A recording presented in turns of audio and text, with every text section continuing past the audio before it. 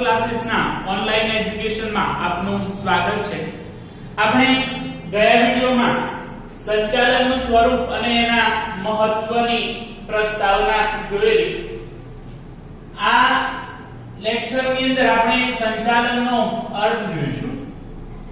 સૌથી પહેલા સંચાલનની જે વ્યાખ્યા છે એ કે સંચાલન એટલે અન્ય વ્યક્તિઓ પાસેથી કામ લેવાની કરાર। જ્યારે કોઈ પણ એકમ હોય એ એકમની અંદર ઘણા બધા વ્યક્તિઓ કામ કરતા હોય છે, તો એ વ્યક્તિઓ પાસેથી કુશળતાપૂર્વક કામ લઈ અને એકમનું જે ઈચ્છિત ધ્યેય છે એ ધ્યેય પ્રાપ્ત કરવાની જે પ્રક્રિયા છે એને સંચાલન તરીકે ઓળખવામાં આવે છે। એટલે જ અહીં કહેવામાં આવ્યું છે કે સંચાલન એટલે અન્ય વ્યક્તિ પાસેથી કામ લેવાની કરાર। બીજી જે વ્યાખ્યા છે કે ઓછામાં ઓછા સમય અને ખર્ચે ઉપલબ્ધ સાધન સગવડોનો શ્રેષ્ઠ ઉપયોગ કરીને એકમના નિર્ધારિત ધ્યેયને સિદ્ધ કરવાના કાર્યને સંચાલન કહે છે। કોઈ પણ એકમનો ચોક્કસ ધ્યેય હોય છે, એ નિર્ધારિત ધ્યેયને સિદ્ધ કરવા માટે એ એકમ કાર્ય કરે છે। હવે ઓછામાં ઓછા સમય અને ખર્ચે આપણી પાસે જે ઉપલબ્ધ સાધનો છે એ સાધનોનો શ્રેષ્ઠ ઉપયોગ કરી અને જે એકમે લક્ષ્ય નક્કી કરેલું છે, જે ધ્યેય નક્કી કરેલું છે, એ ધ્યેય પ્રાપ્ત કરવાની જે પ્રક્રિયા છે એને આપણે સંચાલન કહીએ છીએ। આ જે વ્યાખ્યા છે લિવિંગસ્ટનની વ્યાખ્યા છે। ફરીથી એકવાર રિપીટ કરું છું કે ઓછામાં ઓછા સમય અને ખર્ચે ઉપલબ્ધ સાધનો નો અથવા તો સાધન સગવડોનો શ્રેષ્ઠ ઉપયોગ કરીને એકમના નિર્ધારિત ધ્યેયને સિદ્ધ કરવાના કાર્યને સંચાલન કહે છે। આ વ્યાખ્યા એ લિવિંગસ્ટનની વ્યાખ્યા છે। ત્યાર પછી આપણે ત્રીજી વ્યાખ્યા જોઈએ કે સંચાલન એક એવી પ્રક્રિયા છે, એક એવી પ્રોસેસ છે જેમાં માણસો એટલે કે મેન, યંત્રો, મશીન, સાધનો, મટીરીયલ્સ, પદ્ધતિઓ, મેથડ, નાણું એટલે કે મની અને બજાર એટલે કે માર્કેટ એટલે કે એની અંદર 6M નો સમાવેશ થાય છે। માણસ, યંત્રો, સાધનો, પદ્ધતિઓ, નાણું અને બજાર, આ બધાનું આયોજન કરી અને એના ઉપર અંકુશ રાખવાનું કાર્ય એ સંચાલનનું છે। એટલે કે માણસો, યંત્રો, સાધનો, પદ્ધતિઓ, નાણું અને બજાર એનું આયોજન કરવામાં આવે છે, એક વ્યવસ્થિત પ્લાનિંગ કરવામાં આવે છે અને ત્યાર પછી એના ઉપર અંકુશ રાખવામાં આવે છે, એના ઉપર દેખરેખ રાખવામાં આવે છે। તે માનવ પ્રયત્નોને નેતાગીરી, સંકલન અને માર્ગદર્શન પૂરું પાડે છે। માણસ જે પ્રયત્ન કરી રહ્યો છે, જે એફર્ટ્સ લગાવી રહ્યો છે, એ એફર્ટ્સ ની અંદર એ નેતૃત્વ પૂરું પાડે છે, સંકલન પૂરું પાડે છે એટલે ઘણા બધા વ્યક્તિઓ વચ્ચે સંકલનનું કાર્ય કરે છે અને સાથે સાથે જ્યારે કોઈ પ્રશ્ન ઉભો થાય તો એવા સમયે માર્ગદર્શન પૂરું પાડે છે, જેથી એકમના ઈચ્છિત ધ્યેયને હાંસલ કરી શકાય છે એટલે કે સિદ્ધ કરી શકાય છે। આ જે વ્યાખ્યા છે એ જ્યોર્જ ટેરીની છે। ફરીથી એકવાર રિપીટ કરું છું કે સંચાલન એક એવી પ્રક્રિયા છે જેમાં માણસો, યંત્રો, સાધનો, પદ્ધતિઓ, નાણું અને બજાર એટલે કે 6M નો સમાવેશ થાય છે। આ 6M નો આયોજન કરી તેના ઉપર અંકુશ રાખવાનું કાર્ય કરે છે, માનવ પ્રયત્નોને નેતૃત્વ પૂરું પાડે છે, સંકલન પૂરું પાડે છે અને માર્ગદર્શન પૂરું પાડે છે અને જે એકમે લક્ષ્ય નક્કી કરેલું છે, જે ધ્યેય નક્કી કરેલું છે એને સિદ્ધ કરવામાં મદદરૂપ થાય એને સંચાલન કહેવામાં આવે છે। આ જે વ્યાખ્યા છે એ જ્યોર્જ ટેરીની વ્યાખ્યા છે। તો આપણે સૌથી પહેલા જે નિષ્ણાંતો દ્વારા જે વ્યાખ્યા આપવામાં આવી કે સંચાલન એટલે અન્ય વ્યક્તિ પાસેથી કામ લેવાની કરાર, ત્યાર પછી લિવિંગસ્ટનની આપણે વ્યાખ્યા જોઈ જેની અંદર આપણે સમય, ખર્ચ અને સાધનો એ ત્રણ શબ્દો યાદ રાખવાના અને જે ધ્યેય નક્કી કરેલો છે એ ધ્યેયને પ્રાપ્ત કરવાનો પ્રયાસ કરે છે. ત્યાર પછી જ્યોર્જ ટેરીની જે વ્યાખ્યા છે એ વ્યાખ્યાની અંદર 6M અને એનું આયોજન કરી એના ઉપર અંકુશ રાખવાનું કાર્ય કર્યું છે. હવે આપણે જોઈશું સંચાલનનું સ્વરૂપ. સંચાલનનું સ્વરૂપ સમજવા માટે તેની લાક્ષણિકતાઓનો અભ્યાસ કરવો જરૂરી છે. સૌથી પહેલું એનું લક્ષણ છે કે સંચાલન એ સર્વવ્યાપી પ્રક્રિયા છે. એટલે કે સંચાલન એક સર્વવ્યાપી પ્રવૃત્તિ છે. દરેક જગ્યાએ જોવા મળે છે. જ્યાં જ્યાં માણસો સમૂહમાં કામ કરે છે, કોઈ ચોક્કસ ધ્યેય માટે પ્રાપ્ત કરે છે, ત્યાં ત્યાં સંચાલન અવશ્ય હાજર હોય છે. એટલે કે જ્યાં જ્યાં માનવ સમૂહમાં હેતુની સિદ્ધિ માટે પ્રયત્ન કરે ત્યાં સંચાલનની જરૂર પડતી હોય. જ્યારે બે અથવા બેથી વધુ વ્યક્તિઓ ભેગા થાય અને કોઈ ચોક્કસ હેતુ માટે કામ કરી રહ્યા હોય, ચોક્કસ ધ્યેય માટે કામ કરી રહ્યા હોય, ત્યારે સંચાલનની આવશ્યકતા પડતી હોય છે, સંચાલનની જરૂર પડતી હોય છે. સંચાલન એ માત્ર ઔદ્યોગિક ક્ષેત્રમાં થતી પ્રવૃત્તિ નથી. એટલે કે ઉદ્યોગોની અંદર જ સંચાલનની આવશ્યકતા રહેતી નથી, પણ ઉદ્યોગની સાથે સાથે તમામ ક્ષેત્રમાં સંચાલનની જરૂર પડે છે. જેવા કે સામાજિક ક્ષેત્ર, ધાર્મિક ક્ષેત્ર, કૃષિ, લશ્કરી ક્ષેત્ર, શૈક્ષણિક ક્ષેત્ર, આ દરેક ક્ષેત્રમાં એ સંચાલનની જરૂર પડતી હોય છે અથવા તો સંચાલનની પ્રવૃત્તિ થતી હોય છે. સંચાલનના દરેક ક્ષેત્રના તમામ એકમો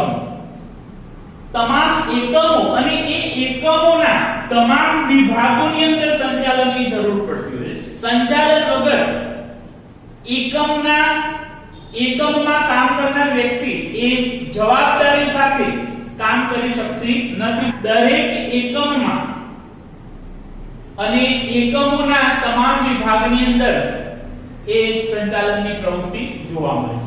તો આપણું જે સંચાલનની જે લાક્ષણિકતાઓ છે એની અંદર પહેલી લાક્ષણિકતા છે સર્વવ્યાપી પ્રવૃત્તિ. એટલે કે સંચાલન એક સર્વવ્યાપી પ્રવૃત્તિ છે. જ્યારે બે અથવા બેથી વધુ વ્યક્તિઓ ચોક્કસ હેતુ સાથે સંકળાયેલા હોય ત્યારે સંચાલનની જરૂર પડે છે.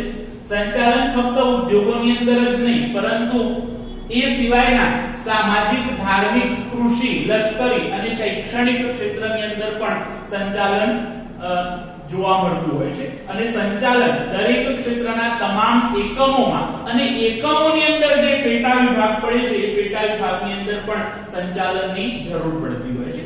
હવે આપણે જોઈશું હેતુલક્ષી પ્રવૃત્તિ. સંચાલન એક સાધન છે.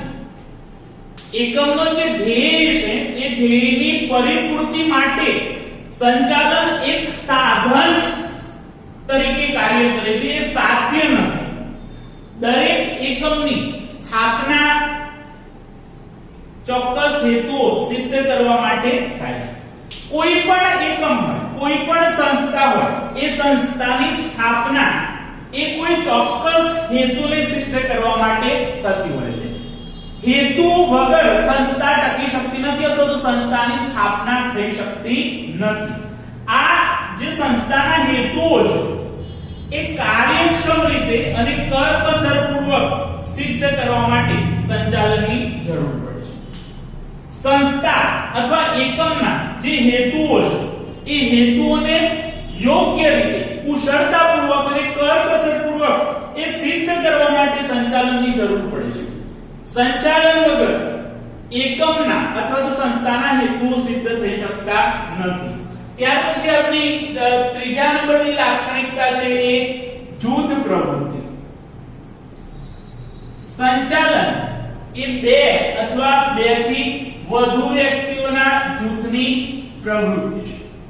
જ્યારે બે અથવા બેથી વધુ વ્યક્તિઓ અથવા તો જૂથની અંદર વ્યક્તિ કામ કરતી હોય ત્યારે એમના ઉપર દેખરેખ રાખવા માટે સંચાલનની જરૂર પડતી હોય છે. કારણ કે જો સંચાલન ન હોય તો દરેક વ્યક્તિ પોતાના પોતાની ફરજ સારી રીતે બજાવી શકતી નથી. એટલે જ્યાં બે અથવા તો બે થી વધુ વ્યક્તિઓ અગાઉથી નક્કી કરેલા ધ્યેયને સિદ્ધ કરવા માટે પ્રવૃત્તિ કરતા હોય ત્યાં સંચાલનની જરૂર પડતી હોય છે. એટલે કે બે અથવા બેથી વધુ વ્યક્તિઓ કોઈ ચોક્કસ હેતુ માટે કામ કરતા હોય, ચોક્કસ ધ્યેયને સિદ્ધ કરવા માટે કામ કરતા હોય તો એવા સમયે એ સંચાલનની આવશ્યકતા રહેતી હોય છે, સંચાલનની જરૂર પડતી હોય. એટલે જૂથમાં થતી પ્રવૃત્તિઓ પર દેખરેખ રાખવા માટે એ સંચાલન આવશ્યક છે. ત્યાર પછી ચોથા નંબરનો જે પોઈન્ટ છે સતત ચાલતી પ્રક્રિયા. સંચાલન એ સતત ચાલતી પ્રક્રિયા છે. જ્યાં સુધી એકમ અથવા તો સંસ્થા ટકી રહે છે ત્યાં સુધી એ સંચાલનની જે પ્રક્રિયા છે એ ચાલતી રહે છે. એક વખત શરૂ કર્યા પછી એને અટકાવી શકાતી નથી. એકમ અથવા સંસ્થા એ કોઈ ચોક્કસ હેતુ અથવા ધ્યેય માટે કાર્ય કરે છે. જ્યારે સંચાલનની પ્રક્રિયા એકવાર શરૂ થયા પછી જ્યાં સુધી એકમ બંધ ન થાય ત્યાં સુધી એ પ્રક્રિયા અવિરત ચાલુ રહેતી હોય છે. સંચાલન એ ધ્યેયલક્ષી હોય છે. ધ્યેયની પરિપૂર્તિ માટે જે લક્ષ્ય છે એ લક્ષ્યને હાંસલ કરવા માટે એ સંચાલનની જરૂર પડે છે. ધ્યેય સિદ્ધ થયા પછી તેની પ્રક્રિયા બંધ થતી નથી. માની લો કે એકમે અથવા તો સંસ્થાએ એક ધ્યેય સિદ્ધ કરી લીધો, એ પછી પણ એ પ્રક્રિયા અટકતી નથી, બંધ થતી નથી, સતત ચાલતી રહે છે. એક વખત ધ્યેય પૂરો થઈ ગયા પછી એ ફરીથી નવો ધ્યેય, નવો ટાર્ગેટ નક્કી કરવામાં આવતો હોય છે અને એ ટાર્ગેટ પ્રમાણે એ સંચાલન કરવામાં આવતું હોય છે. નવા ધ્યેય અને નવા લક્ષ્યાંકો સંચાલન દ્વારા જ પ્રસ્થાપિત થતા હોય છે. એટલે અગાઉનો ધ્યેય સિદ્ધ થઈ ગયા પછી નવો ધ્યેય નિર્ધારિત કરવામાં આવતો હોય છે અને નવા લક્ષ્યાંકો એ સંચાલક દ્વારા જ પ્રસ્થાપિત થતા હોય છે અથવા તો નક્કી થતા હોય છે. આમ સંચાલનમાં ધ્યેય નિર્ધારણ એટલે કે ધ્યેય નક્કી કરવામાં આવે છે. ત્યાર પછી ધ્યેય સિદ્ધિ એટલે કે ધ્યેયને સિદ્ધ કરવા માટે પ્રયાસ કરવામાં આવે અને ધ્યેયની પરિપૂર્તિ થયા પછી પુનઃ ધ્યેય નિર્ધારણ એટલે ફરીથી ધ્યેય નક્કી કરવામાં આવે છે, લક્ષ્ય નક્કી કરવામાં આવે. એટલે આ સંચાલનનું જે ચક્ર છે ધ્યેય નિર્ધારણ, ધ્યેય સિદ્ધિ અને પુનઃ ધ્યેય નિર્ધારણ એ સતત ચાલ્યા કરતું હોય છે, સતત પ્રવૃત્તિશીલ હોય છે. ત્યાર પછી પાંચમા નંબરનું જે લક્ષણ છે અથવા લાક્ષણિકતા છે માનવીય પ્રવૃત્તિ. સંચાલન એ સર્વવ્યાપી પ્રવૃત્તિ છે, એમ છતાં એ માનવ જાતને લગતી પ્રવૃત્તિઓ પૂરતું મર્યાદિત છે. એટલે કે સંચાલન એ ફક્ત માનવી દ્વારા થાય છે અને માનવીય ક્ષેત્રો સુધી એ સીમિત છે. સંચાલનમાં માનવીય અથવા માનવ તત્વનું સ્થાન મહત્વનું છે. કારણ કે સંચાલનના કેન્દ્રમાં એ માણસ હોય છે. માટે એ કહેવામાં આવે છે કે સંચાલનમાં માનવ તત્વનું સ્થાન મહત્વનું છે. માનવી વિના ઉત્પાદનના અન્ય સાધનો નિરર્થક છે. ઉત્પાદનના મુખ્ય ચાર સાધનો છે જમીન, મૂડી, શ્રમ અને નિયોજન. પરંતુ માણસ ન હોય તો જમીન પણ નિરર્થક સાબિત થતી હોય છે, મૂડી પણ નિરર્થક સાબિત થતી હોય છે અને નિયોજનનો પણ કોઈ અવકાશ રહેતો નથી. એટલે તમામ જે પ્રવૃત્તિઓ છે પ્રવૃત્તિઓના કેન્દ્રમાં માનવી છે. માનવી વિના તમામ પ્રવૃત્તિઓ નિરર્થક છે. સંચાલન એ માનવી માટે થાય છે અને માનવી દ્વારા થાય છે. કોના માટે થાય છે તો માનવી માટે. અને કોના દ્વારા સંચાલન થાય છે તો માનવી દ્વારા સંચાલન થાય છે. એટલે કે સંચાલનની જે પ્રવૃત્તિઓ છે એના કેન્દ્રમાં માણસ માટે જ કહી શકાય કે માનવી માટે, માનવી દ્વારા થતી માનવીય પ્રવૃત્તિ છે. એટલે આપણે સંચાલનના સ્વરૂપમાં મુખ્ય 5 સ્વરૂપો આપણે જોયા: સર્વવ્યાપી પ્રવૃત્તિ, હેતુલક્ષી પ્રવૃત્તિ, જૂથ પ્રવૃત્તિ, સતત ચાલતી પ્રવૃત્તિ અને માનવીય પ્રવૃત્તિ. છઠ્ઠા નંબરની સંચાલનની લાક્ષણિકતા છે નિર્ણય પ્રક્રિયા. નિર્ણય પ્રક્રિયા એ સંચાલનનું કાર્ય છે. સંચાલન કરતા સંચાલકે સતત નિર્ણય લેવા પડતા હોય છે. અલગ અલગ પ્રકારના નિર્ણયો દ્વારા ધ્યેય સિદ્ધિ પ્રાપ્ત કરવાનું કાર્ય કરવાનું હોય છે. નિર્ણય લીધા વગર કોઈ પણ કાર્ય થઈ શકતું નથી. નિર્ણય લઈ લીધા પછી એ નિર્ણયનો સંચાલકો દ્વારા અમલ થાય એ અંગેની કાર્યવાહી કરવી પડે છે. કારણ કે નિર્ણય લીધા પછી જો એનો અમલ ન થાય તો એકમ અથવા તો સંસ્થાનો જે હેતુ છે એ સિદ્ધ થઈ શકતો નથી. માટે આ નિર્ણય પ્રક્રિયાનું જે કાર્ય છે એ સંચાલનનું છે.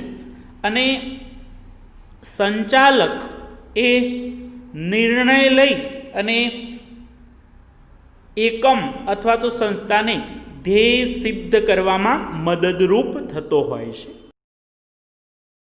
સાતમા નંબરની સંચાલનની લાક્ષણિકતા છે વિજ્ઞાન, કલા અને વ્યવસાય. વિજ્ઞાનની જેમ સંચાલનમાં પણ ચોક્કસ નિયમો કે સિદ્ધાંતો હોય છે. તેથી કેટલાક લેખકો સંચાલનને વિજ્ઞાન તરીકે ઓળખાવે છે. એટલે કે સંચાલનની અંદર ચોક્કસ નિયમો અને સિદ્ધાંતો હોય છે. સંચાલન નિયમો અને સિદ્ધાંતો દ્વારા થતું હોવાથી લેખકો સંચાલનને વિજ્ઞાન તરીકે ઓળખાવે છે. સંચાલનમાં માનવ પરિબળ અગત્યનું હોવાથી તેમની પાસેથી કામ લેવા માટે અંગત આવડત, બુદ્ધિ, ચતુરાઈ અને આંતરસૂઝ વગેરેની જરૂર પડે છે, જેને કામ લેવાની કળા તરીકે ઓળખી શકાય. એટલે કે જ્યારે કોઈ એકમ અથવા તો સંસ્થા હોય એની અંદર ઘણા બધા માણસો કામ કરતા હોય છે. એ માણસો પાસેથી કામ કઢાવવાની સંચાલકની પાસે આવડત હોવી જોઈએ, બુદ્ધિ, ચતુરાઈ અને આંતરસૂઝ હોવી જોઈએ. તો બીજા પાસેથી જે કામ કઢાવવાની જે કલા છે એને આપણે સંચાલન તરીકે ઓળખીએ છીએ. આધુનિક ધંધાકીય એકમનું સંચાલન તાલીમ પામેલા નિષ્ણાંત સંચાલક વર્ગને સોંપાઈ રહ્યું છે. આધુનિક સમયમાં ડૉક્ટર, વકીલ, ચાર્ટર એકાઉન્ટન્ટની જેમ સંચાલકોએ પણ વ્યવસાયનું સ્વરૂપ ધારણ કર્યું છે. આ બાબતથી સ્પષ્ટ થાય છે કે સંચાલન એ એક વ્યવસાય છે. આધુનિક સમયમાં જે સંચાલન કરનાર વર્ગ છે એ તાલીમ પામેલો છે, કુશળ છે, નિષ્ણાંત છે અને સાથે સાથે કામ કરવા માટેની એની પાસે એક અંગત આવડત છે. આવા વર્ગને સંચાલનની જવાબદારી સોંપાઈ રહી છે. જેવી રીતે વકીલ, ડૉક્ટર, ચાર્ટર એકાઉન્ટન્ટ પોતાનો વ્યવસાય કરી રહ્યા છે, એ જ રીતે આજના સમયની અંદર પણ એક નવો વ્યવસાય ઉદ્ભવ્યો છે જેને આપણે સંચાલકોનો વ્યવસાય તરીકે ઓળખીએ છીએ. આ બાબત એ બતાવે છે કે સંચાલન એ એક વ્યવસાય છે.